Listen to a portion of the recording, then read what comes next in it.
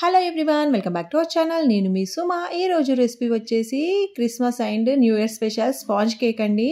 ఈ విధంగా చిన్న చిన్న టిప్స్తో ఈ కేక్ని ప్రిపేర్ చేసేసేయండి. చాలా సాఫ్ట్గా వచ్చేస్తుంది. ఇంకెందుకు ఆలస్యం, ప్రాసెస్లోకి వెళ్ళిపోయి చూసేద్దాం.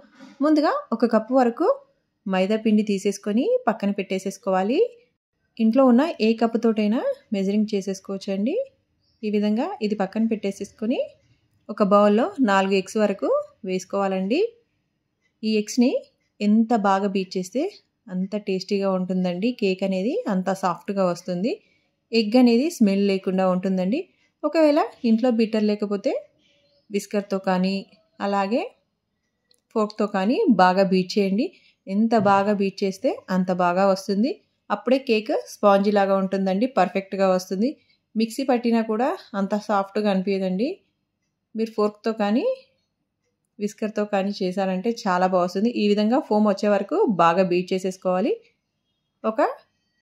ఒక టీ స్పూన్ వరకు వెనిలా ఎసెన్స్ వేసుకోవాలి. మరొకసారి ఈ విధంగా బీట్ చేసేసుకోవాలి. ఇలా బీట్ చేసుకుంటూ మధ్య మధ్యలో బటర్ అనేది నేను ఇక్కడ 100 గ్రామ్స్ వరకు తీసుకున్నానండి. ఆ 100 గ్రామ్స్ ఇందులో మెల్ట్ చేసేసుకొని వేసుకోవాలి. మీరు ఇంట్లో ప్రిపేర్ చేసుకున్న వెన్న ఉన్నా కూడా అది కూడా వేసుకోవచ్చు. ఇంకా రుచిగా ఉంటుంది. మన ఇంట్లో చేసుకున్న వెన్నతోటి అయితే చాలా అంటే చాలా రుచిగా ఉంటుంది. అది కూడా కమ్మగా ఉన్నప్పుడే చేసేసుకున్నారంటే చాలా బాగుంటుంది. ఎంత బాగా బీట్ చేసేస్తే అంత ఫ్లఫీ కేక్ వస్తుందండి. అలాగే రుచిగా కూడా ఉంటుంది. ఇప్పుడు ఇందులో షుగర్ పౌడర్ అనేది యాడ్ చేద్దాము. నేను ఇక్కడ 2 అరకప్పుల వరకు వేసానండి. 1 కప్పు అవుతుంది. మీరు ఏ కప్తో తీసుకున్నారంటే అదే కప్తో 1 కప్పు పిండికి 1 కప్పు షుగర్ పౌడర్ వేసుకోవాలి. ఇంకాస్త తీపిగా కావాలనుకుంటే ఇంకాస్త షుగర్ పౌడర్ యాడ్ చేసేసుకోండి. ఇందులో షుగర్ కంటే షుగర్ పౌడర్ వేస్తేనే బాగుంటుందండి. 1/2 టీ స్పూన్ బేకింగ్ సోడా వేసుకోవాలి.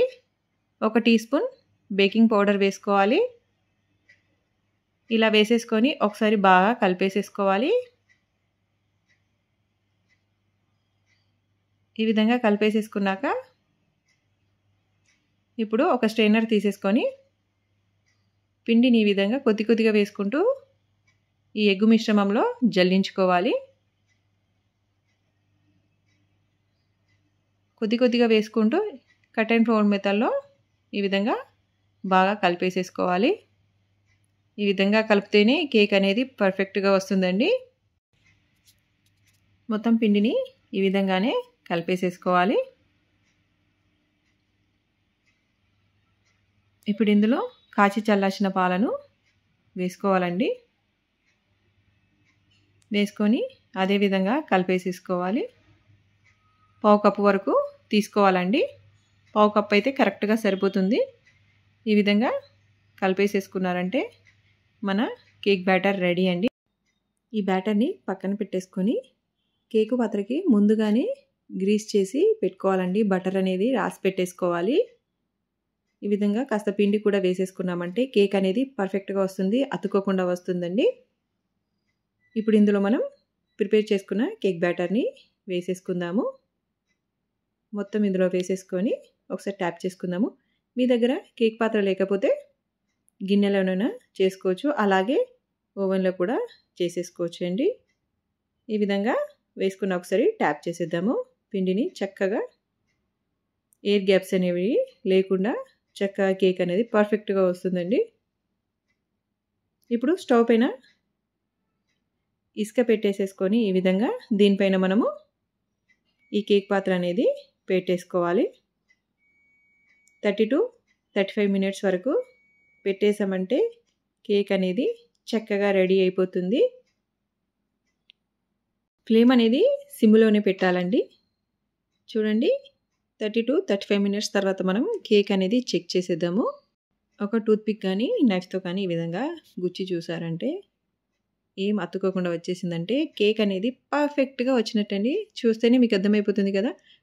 ఈ విధంగా కొలతలతో చేయండి. చాలా అంటే చాలా పర్ఫెక్ట్గా వస్తుందండి కేక్. ఇప్పుడు మనం పూర్తిగా చల్లారాక ఈ కేక్ని డిమోల్డ్ చేసేసుకుందాము. ఇలా డిమోల్డ్ చేసేసుకున్నాక ఒకసారి కట్ చేసి మీకు చూపిస్తాను. చాలా అంటే చాలా స్పాంజ్గా వచ్చిందండి. టేస్ట్ మాత్రం అదిరిపోయిందండి, వేరే లెవెల్. మా ఈ రెసిపీ కనుక మీకు నచ్చినట్లయితే లైక్ చేయండి, కామెంట్ చేయండి, మీ ఫ్యామిలీ మెంబర్స్కి, ఫ్రెండ్స్కి షేర్ చేయండి. Thank you for watching. Bye everyone.